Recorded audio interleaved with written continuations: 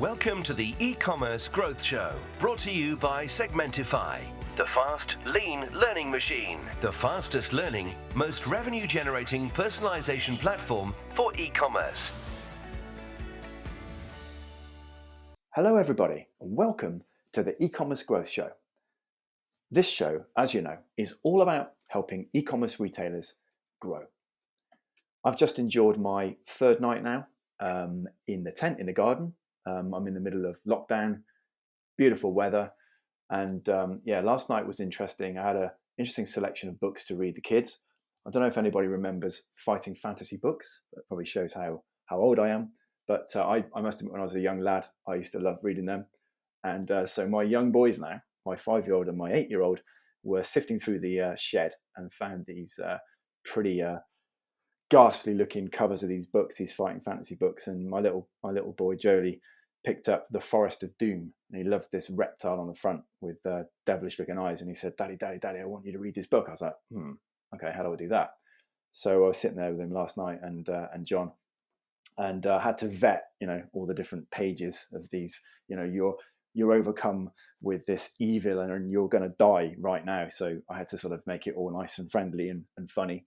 But they did love it, and they loved the idea of going through like an adventure book. So I'm not sure I can recommend them to your young kids, but we had a bit of fun anyway. Anyway, so it's time to welcome our guest today, who is James Gurd. Now, James runs an e-commerce consultancy called Digital Juggler. I knew I'd get that wrong. Digital Juggler.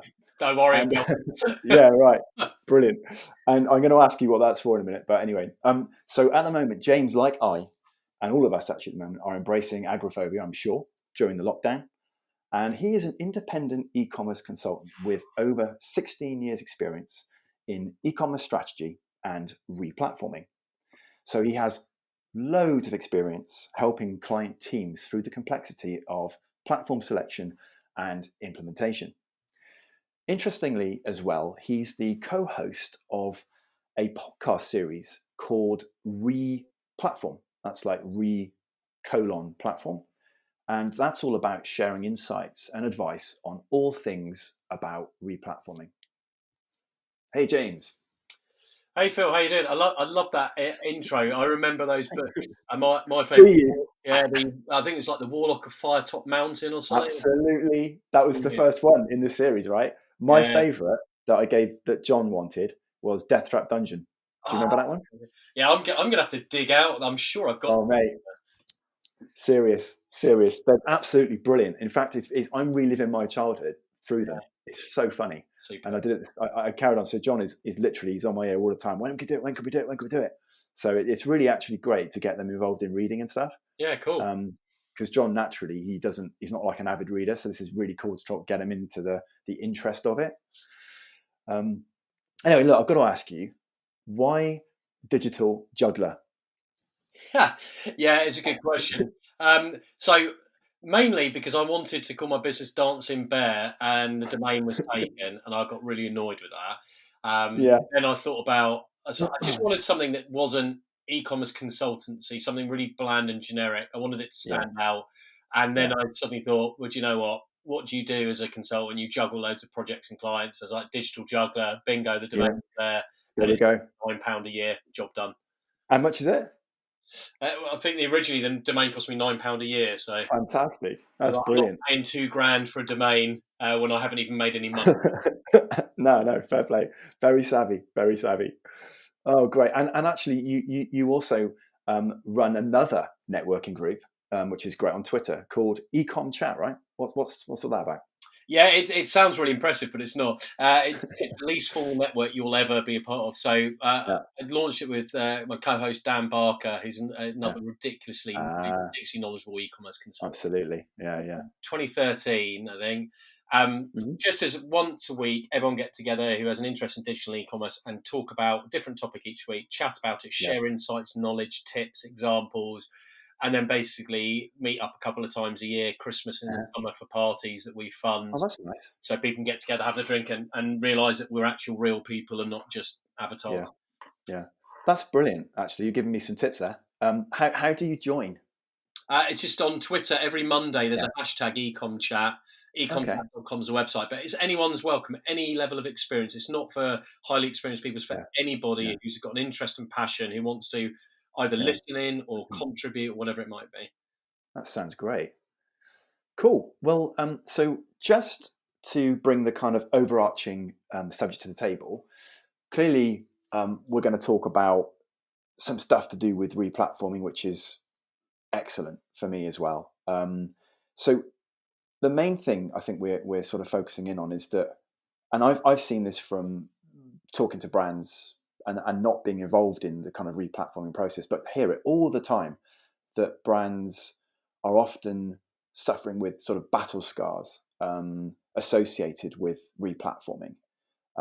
It might be general sort of expectation setting thing where what they thought they were going to get didn't end up what they had, or they might be massively over budget, and what they had budgeted for all of a sudden gets stretched out beyond belief, and it becomes an absolute nightmare. I mean, why is that? And so why does it cause so many issues? Oh, great question. The reality is, replatform is Yeah. a complex project, involves technology and people, and both Yeah. of those are completely flawed. That's the reality of it. Yeah, So that's a good point. it doesn't matter, even if you have the best people on a project, there are Yeah. still things that can go wrong. And Hmm. often the reason why people get into problems later on is because the right level of planning hasn't gone into up front, Mm. and the right skills Yeah. aren't there. So I'll talk through a couple of the key challenges and things that I see that trip people up. Is number one is a lack of clear project goals and objectives. So Yeah. starting off with, why are we doing this? What's driving it? What are we trying to achieve? What are Yeah. our success Yeah. criteria? Because otherwise you've got nothing Yeah. to pin it back against. And you can end up making decisions which Mm. aren't aligned with the business goals, which, Yeah. at least in efficiency. Unclear scope is a classic one, which means Yeah. lost direction. So, people turn around and go, okay, we want some omni-channel elements to this. It's okay, but what does that Yeah. mean? How far do Yeah. you want to go? How integrated are the stores into the e-commerce and vice versa? Yeah. And not being clear on that means that you can go in Mm. with poorly articulated requirements that when you get into Mm. detailed discovery with a partner, suddenly there are all sorts of extra things that weren't understood that then change Yeah. the statement of work and change the cost. Yeah. Next bit is unclear planning and comms. So not having somebody who's taken ownership in your business of the project management. You can't just rely on the technical project manager in an agency. You've got to have Yeah. somebody internally who's coordinating stakeholders. You've got Yeah. to make Completely. sure you've understood who's doing what and when. Like Yeah. what is your individual role and responsibility? Who's the decision maker? What's the Yeah. escalation path? All this stuff. Yeah. Yeah. Yeah. And then the bit that often happens, communication. So Yeah. you've Completely. probably seen this. Like, somebody Oh who yeah. needs to All the make a time. decision hasn't Yeah. been given information. Yeah. And all of a sudden, 2 days before there's a piece of work that's got to be signed off in the project, it's like, John, quick, we need this from you. And John has got no context as to why that's Yeah. needed. Yeah. And suddenly, well, actually, I can't get that information Mm. in time because it takes me this amount of time to do it. And Yeah. Yeah. communication often gets forgotten because people get so Mm. ingrained in I've got to get this project delivered. They forget Yeah. that talking to the people and keeping people in Mm. the loop Mm. um, is critical. And then Mm. I think the last one linked to that is governance. Mm. And this is so important. Who is the sponsor in the business? Who has board level decision making capability? Because Mm. I've seen it in Yeah. projects where two or three people own the project and you can't get Yeah. anything decided because either Yeah. there's politics or different viewpoints. And it's like, no, one Mm. person has to have the sign off authority for the cost Yeah. and the Yeah. decision making in that Yeah. business. 100%. I mean, the biggest, and there's loads there, by the way, and I can actually, it's funny, there's so much affinity there because clearly from Segmentify's side, okay, we're not doing a replatform, but we are putting in a personalization platform, Yeah. and that requires just all those things you just said, particularly as the business becomes more complicated and kind of larger. But the overarching thing I think that I pull out of what you've just mentioned is commitment. And from our point of view, and I'm sure it's the same for yourself, and with these brands, if you haven't got that commitment across the board on both sides of the fence, then often that leads to a lot of these problems. I think like when we run free A/B split tests and POCs for our clients and prospects, if you like, before they decide whether they want to come on board with us. And it's exactly the same thing. If you haven't got that commitment of a project manager on both sides of the fence, you haven't got that commitment all the way up to budget level and business continuity, even when somebody's potentially even sometimes, surprisingly leaves the business or something, who was critically involved in the project. If you don't have control over all that, so much can go wrong, and so much is invested, isn't it? On both sides of the fence, that you just can't afford that to happen. 100%. I think commitment's a great word, and there's commitment from senior management to ensure that things can be signed off. There's commitment from all the individual teams who need to have stakeholders involved, that their time will be allocated to the project. And then, the commitment to partnership. I think you touched on that from Segmentify's point of view with brands. It's not just you, technology company, build it. It's we're in a partnership here to deliver something brilliant that helps us accelerate our e-commerce growth and gives you a nice client and revenue stream. And if it's not seen as a partnership and you don't commit to that partnership, you end up where people pull apart and you get conflict, and then you get negativity setting in. And as soon as a partnership enters into negativity, it's so hard to recover it. 100%. I got a few follow-on questions from that. I mean, one is kind of linked. I was going to say, why would you replatform in the first place? But I think a better question, which is kind of linked to what you're saying, is how do you know as a business which platform is best? I mean, there's so much out there, and I mean, your role as an e-commerce director or marketing director or manager or whatever it might be, you've got so much going on day to day. How on earth would you start knowing that what's even available, let alone choosing it? So I think the other question is about why replatform. That's the right thing to ask first, because there has to be a really tangible business need to move your technology platform. If it's just, I don't like Magento, that's not strong enough, right? And I've heard this before. I've been in projects where people go, we don't like Magento, it doesn't work, it's slow, we can't do X, Y, Z. And then you unpick it and you go, that's not Magento.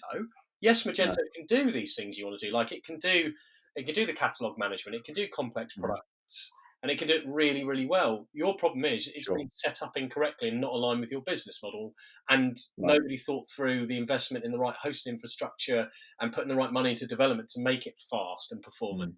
So the issue isn't the platform, the issue is the setup. So sometimes it's about going back to the business and technical drivers of why you want to change and working out whether that's the platform or something else. Sometimes it's even operational issues that you need to unpick. So that was my starting point. And then the second bit of that, you said, like, how do you know which one? I mean, that's like, wow. It is a hard question, but the process I take people through is this: is accept that no platform is 100% perfect for your business. If you can't accept that, you're screwed from the start. Because no technology is ever 100%. There will be challenges and there'll be issues. You need to accept which problems you're willing to pay for, basically. Because every platform will need some level of adaptation to suit you, or you'll have to bring in a specialist third-party technologies to achieve the capability you want that isn't native. So you have to accept that. If you go in with that mindset, then it's a question of, now I need to map out my business and technology principles. Like, do we only believe in SaaS products, or does it have to be a market leading API because we want real like flexibility, or we only believe in headless? That's where our business goes. All these things that then start to refine down the platform landscape, because not every platform is truly headless.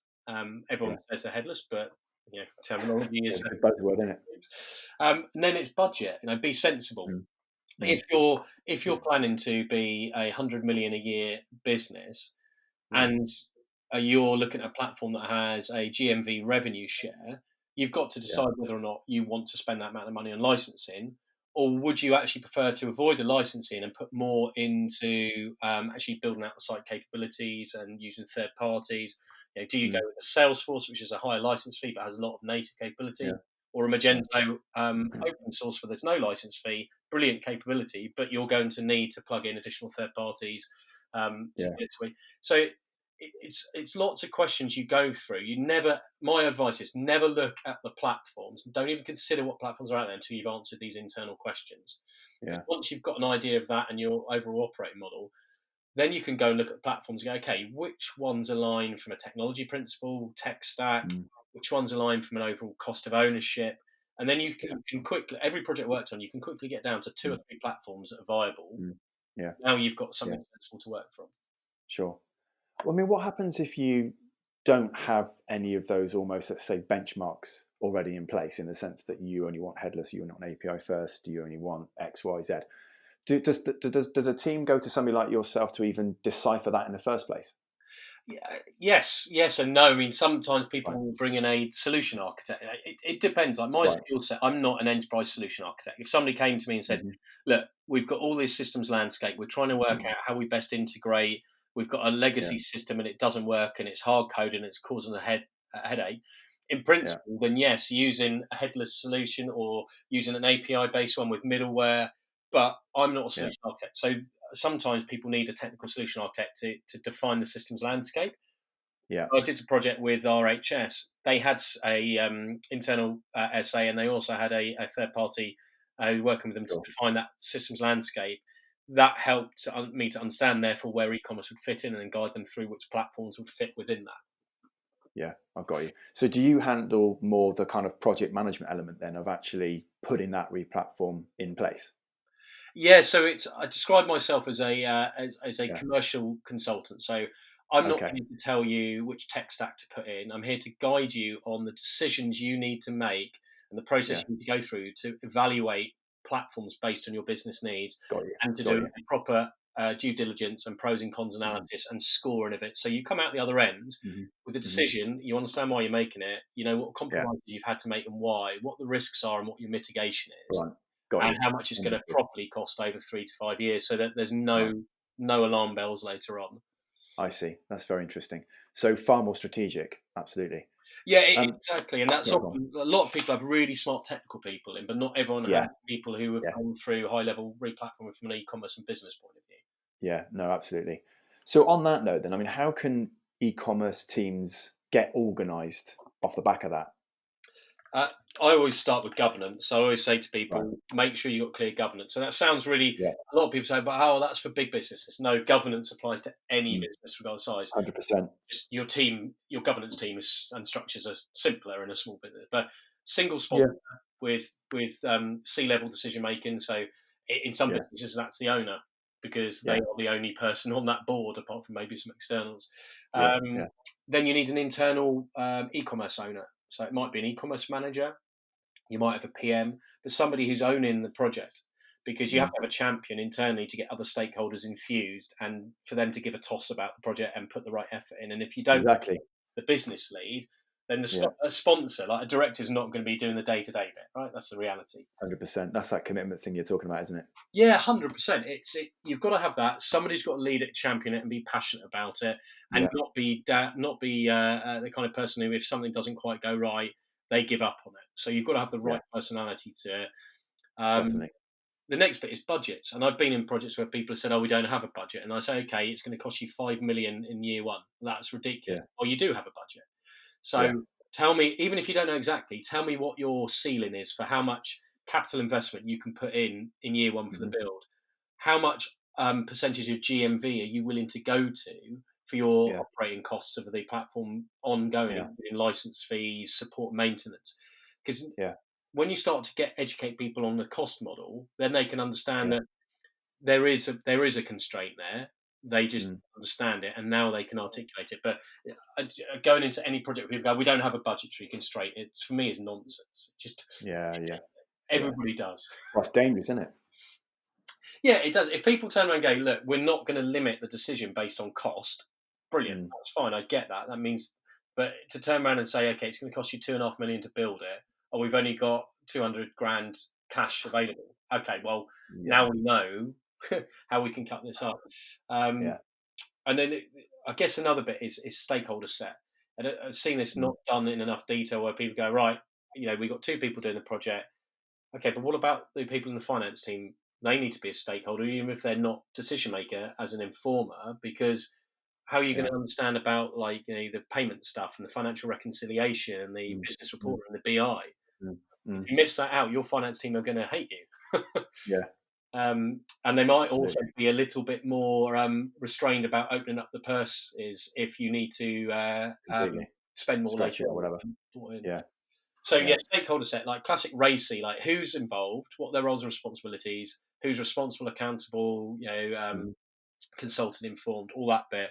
And then the next bit is your comms channels. So Yeah. how do you communicate?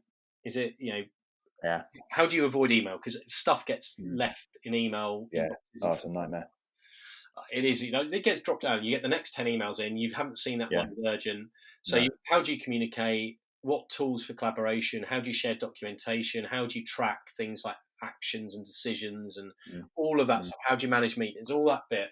I think Mm. if e-commerce teams can do those bits, they've Yeah. got good enough structure. It's not perfect, but it's a good enough structure. Yeah. No, that makes sense. And you were saying things like Basecamp, Slack, and is this widely used out there? And obviously from your experience, like e-commerce brands. I mean, obviously people like us, technology suppliers and stuff use it all the time. But is it very sort of widely used generally in the e-commerce network, if you like, in the community?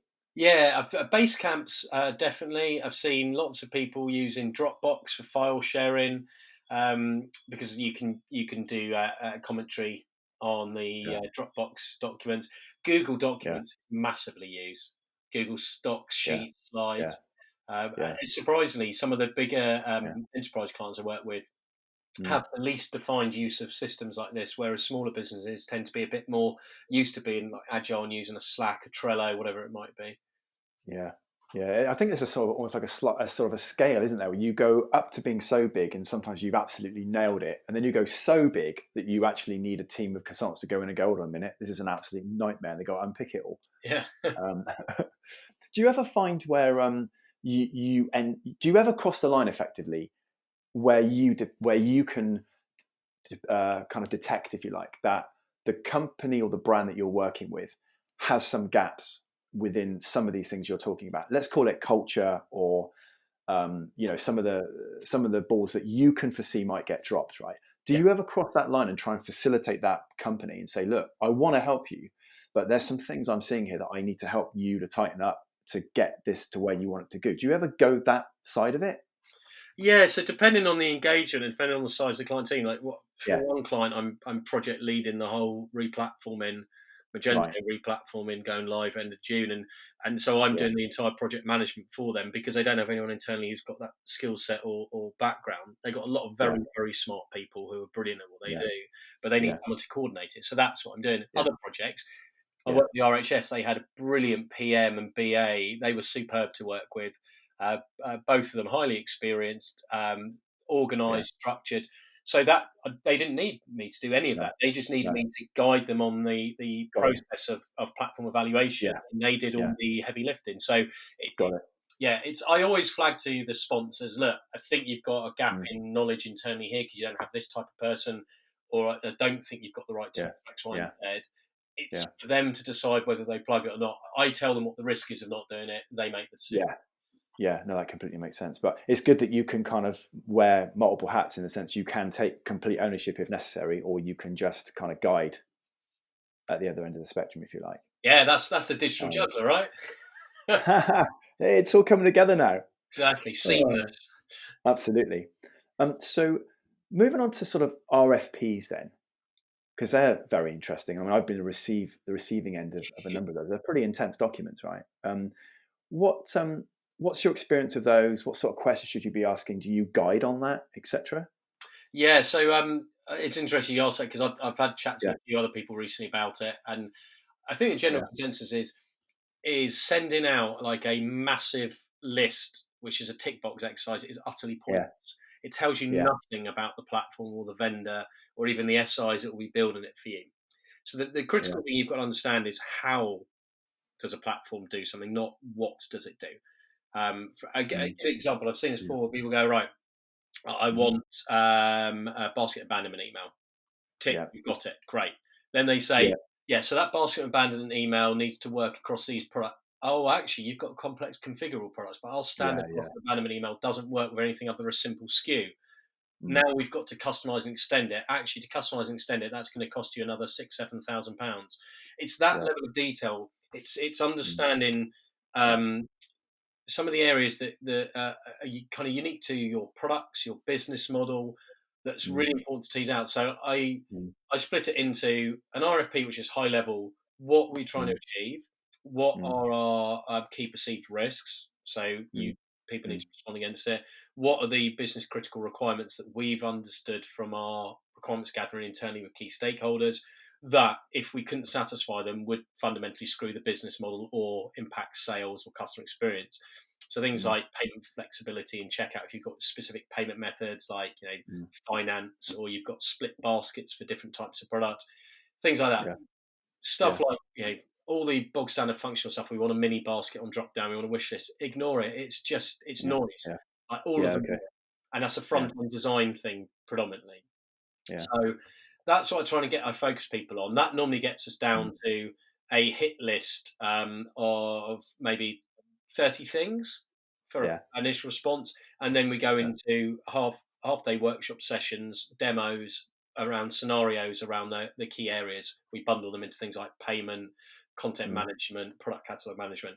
And the aim is to get as much time looking at the admin tools and the platform in anger and seeing how it works, so that the business users can say, oh, that's better than the current one because we can't do that. Now I can see how easily we could do that. Or oh, we can do this at the moment. Can your platform do that? And they say, well, no, but we could set up. It's those bits. You can then behind it, I stick an RFI together, which is all the requirements I captured.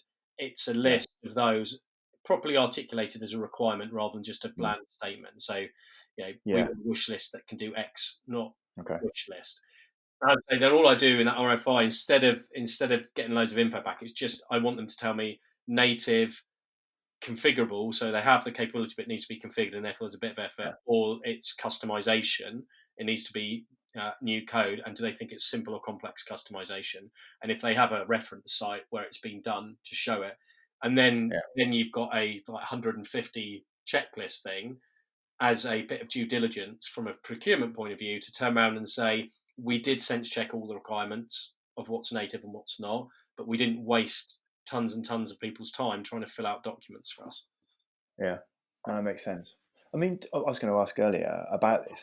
Do you, as part of this process, because I'm thinking from a third-party tech supplier's angle, do you, at this point in this RFP process, engage with third-party technology providers, or do you only stay within the platform? The reason why I ask is that very, very often it's, and I've worked with a number of tech suppliers and I know a lot of platforms, and I know that there are, and I don't mean, this isn't, I'm sure you agree with me, I mean, forgive me if I'm wrong here, right? But I think that a lot of platforms don't necessarily do everything that a dedicated third-party provider might do quite as advanced, if you like, right, than what they can offer out of the box.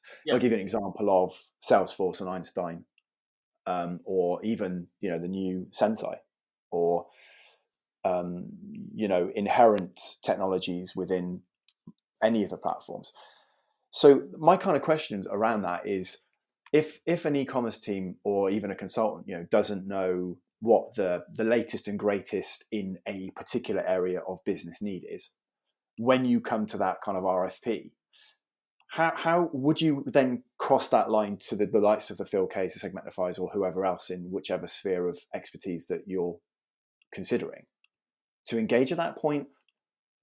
Because do you know what I mean? What do you think about all that? So I would never ever bring in a non-vendor or SI third party into the process, for one simple reason: is we're trying to pick a platform, not pick a full, and you just confuse the RFP and the process. The reality is that through the process, you're trying to understand how an e-commerce platform satisfies the business and technical requirements. Sure. Through that process, you will find the gaps where that platform natively does not satisfy that particular area of requirement. So a good example of yours, what Segmentify does in terms of personalization, recommendations, etc. If the business has proper defined need for sophisticated merchandising, targeting, personalized product recommendations in different parts of the site and different levels of use cases in that, then a lot of platforms natively don't have that. Like, for example, Magento, Shopify, they don't have that extent. That's why they have third parties that have modules and plugins, apps. At that point, it becomes you will need a third party. Yeah. And then that becomes a parallel stream for the business to go and do a mini evaluation of the third parties. So sometimes e-commerce teams, I work in one at the moment, the person who's come in is the omnichannel director. He's got tools that he prefers from previous RFPs. He's already done the RFP detail. Yeah. His view Yeah. is, I've already done this selection 12 months ago. I'm not redoing it. I'm picking that Yeah. tool. Yeah, absolutely. But what happens, right, if, again, coming from the sort of tech provider's point of view, that the e-commerce team, stroke consultant, whatever, they don't know what even, not necessarily even what they want, but what is even available. And then, for example, you end up choosing Salesforce Commerce Cloud with Einstein, not knowing that actually post Einstein, you come across Segmentify or you come across Fresh Relevance or whatever, and you see, oh my word, this is really what I would have wanted.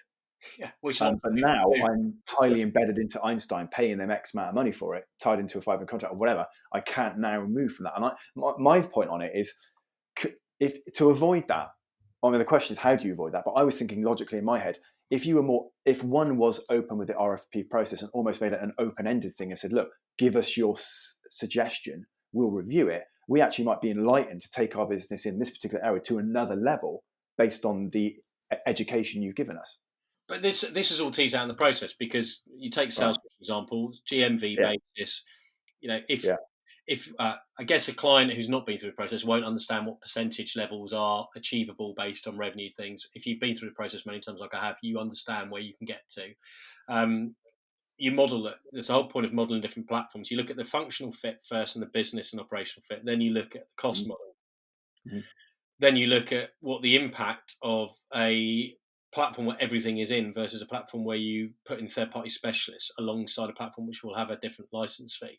And you look at the benefits. Some companies I've worked with, they don't want multiple third parties. They're willing to take functional sacrifice by having one thing, because they don't want to maintain relationships. They don't want to maintain those integrations. Yeah. And that's fine. That suits some companies, but most companies, they want the best in class. They want the flexibility to be able to, if they took, for example, a Segmentify and wanted to switch to rich relevance or vice versa, they can do that, because actually it's not all hard coded in. They can basically, because of the way they're doing it through APIs or headless, whatever it might be, they've made the integration, or through middleware, for example, they made the integration so that they could, if they wanted to, turn that element off without screwing the rest of the code.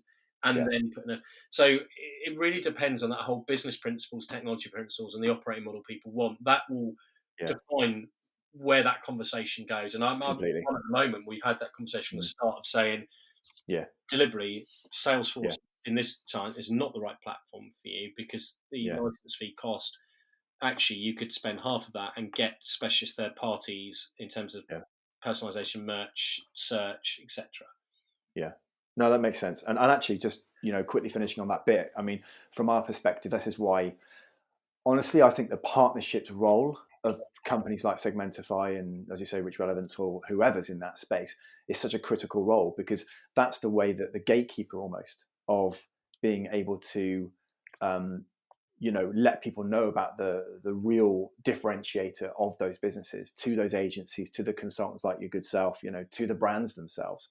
Because there needs to be an education piece that says, look, we're here, this is what we do, we should be looked at in these scenarios. You know us, you have a relationship, you trust us, and then those things kind of almost percolate into these processes, don't they? Yeah, exactly. So I understand. There's no, I think the most important thing for people listening is there's no perfect approach to replatforming. It doesn't exist, it's fool's gold. But what there is well-known risks and issues, and you can put proper plans in place to mitigate them. And there is a structured process to help you evaluate meaningfully, so you come out the other end with a decision that you understand why you're making it and you understand the implications.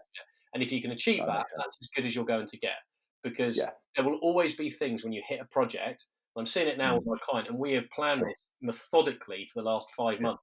There are issues coming out of the woodwork that we hadn't thought about, and there always will be. Of course, absolutely.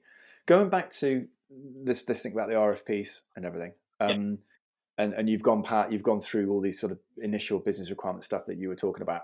How do you evaluate then, or help the brands evaluate platform vendors and agencies? That's again, it's I'm obsessed with process. I'm that dull. Me too, man. Exactly. So important. I don't lead an exciting life. So for me, it's the first thing is scorecard. Yeah. You have to have a clear scorecard, and it has to be aligned with the requirements and the principles that are driving the decision.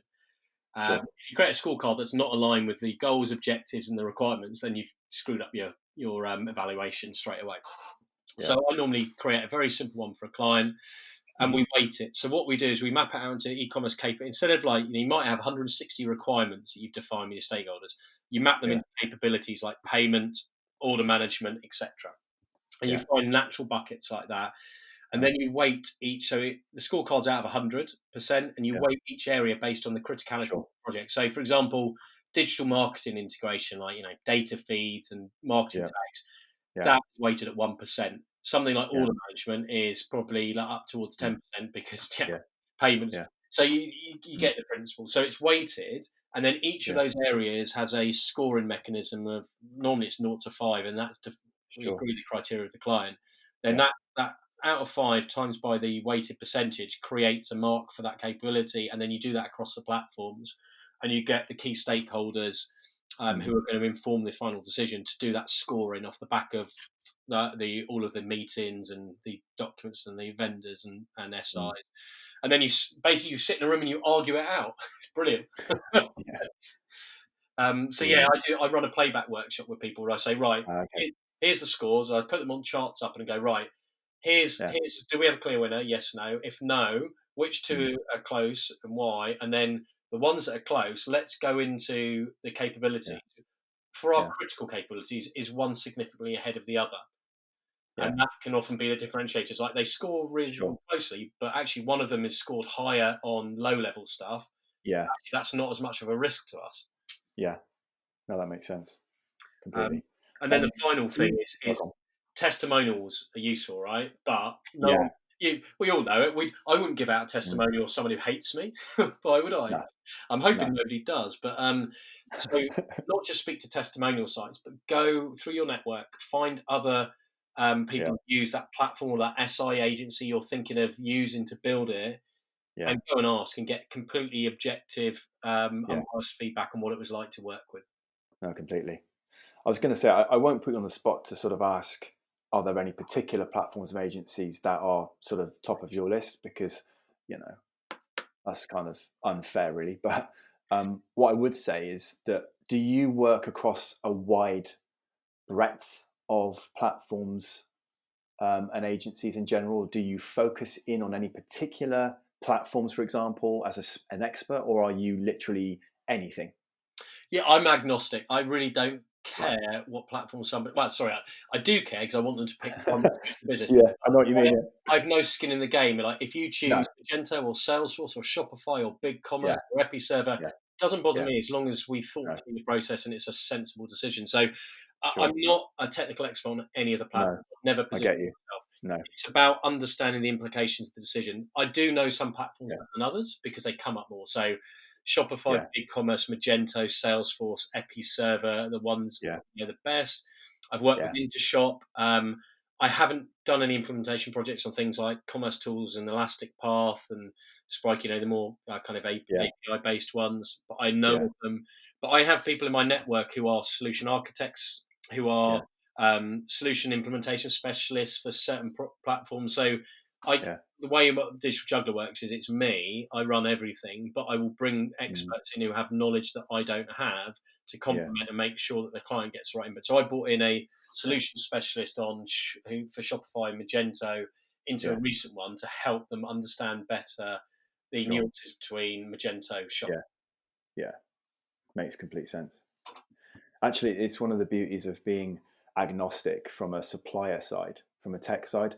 We've also found so refreshing, I suppose, and I'll be honest, part of the disruption that we've been doing in the UK market is because we've come from a global standpoint, and because you've seen so many different platforms from the ones you've mentioned, actually, Commerce Tools or a completely bespoke site or Hybris, Salesforce, whatever, puts you in a really strong position because you truly go to the market agnostic. When people say to you, what do you plug into? We're like, anything. They're like, oh, right. Okay. So from a partnership perspective, it becomes quite interesting because there's even less barrier. You haven't got to worry about any particular platform that you can only be, safe of using it with, and so on. Yeah. I just, it's very interesting to hear about the agnosticism there, for sure. Yeah, I mean, I typically work with SMEs and fast-growing businesses. Yeah. I've worked with some enterprise like House of Fraser, Mm-hmm. Wine Society, but often the business I get involved in are the ones who are in the tens of millions or the single millions, who want to scale rapidly and have ambitions to be 100 million plus very quickly. So often I'm not in the big enterprise like WebSphere, high risk type space. It more suited to like the kind of Magentos. Kind of mid-tier sort of market. Yeah, and it's very similar to what we're. Yeah, exactly. And it's not to say that I don't think Hybris or WebSphere could fit in that market. It's just because I've not worked with them as much, I don't see them as such a natural fit. No, and I don't suppose they're usually sort of bigger ticket and less volume of those kind of brands that are using those sort of platforms these days, I think, as well. Yeah, they have incredible functionality capability sets, but I've generally found that the back end and the admin takes more time for people to get used to and understand because of the complexities in there. Whereas if you want something that can be up and running quickly with a simple admin interface, then a Shopify, a BigCommerce, a Magento are better suited. Yeah, no, for sure. Well, listen, James, that was really interesting. Thank you so much for your time. Tell the guys, if they want to get in touch with you about this kind of thing, advice on replatforming, perhaps they're thinking about it or they're in the middle of it and are seeing some of the problems that you've kind of talked about, and they want to reach you, what's the best way they can get hold of you? Go to my website, digitaljuggler.com. You've got all my contact details, or just email me, james@digitaljuggler.com, or hit me up on LinkedIn and Twitter. Always happy to answer any questions. It's always nice to connect with other people in the industry as well. Absolutely. No, definitely. And then just to finish off, if you could give sort of one golden nugget, if you like, to everybody listening before we wrap it up, what would you give them? I think it'd be, don't underestimate the importance of planning, because no project ever goes 100% smoothly. There's always curveballs. But if you have a sensible project plan, if you've got contingency built in terms of time and cost, budget, and you've got clear communication process, you are in such a better place to resolve issues and avoid derailing the project. And that's the critical thing. You don't want to derail the project, even if you have crap to deal with during it. No, 100%. Excellent. Thank you so much, James. Well, thank you so much. And thank you guys for listening.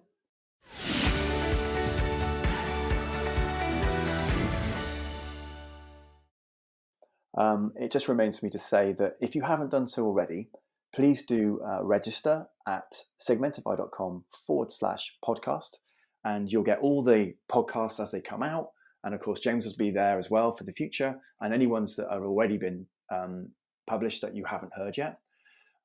Also, if you haven't heard stuff that you really would love to hear, then do get in touch with any topics that you'd love us to research and talk to people about, and any questions in general. Or of course, if you want to be involved in the show, do email me anytime. I'm at phil@segmentify.com. And thank you so much, and have a great day, and speak to you soon. Put us to the test and let us prove we can drive more revenue for you. Sign up for a completely free proof of concept or split test against your current provider, set up and optimized by our team within a few days at segmentify.com/demo.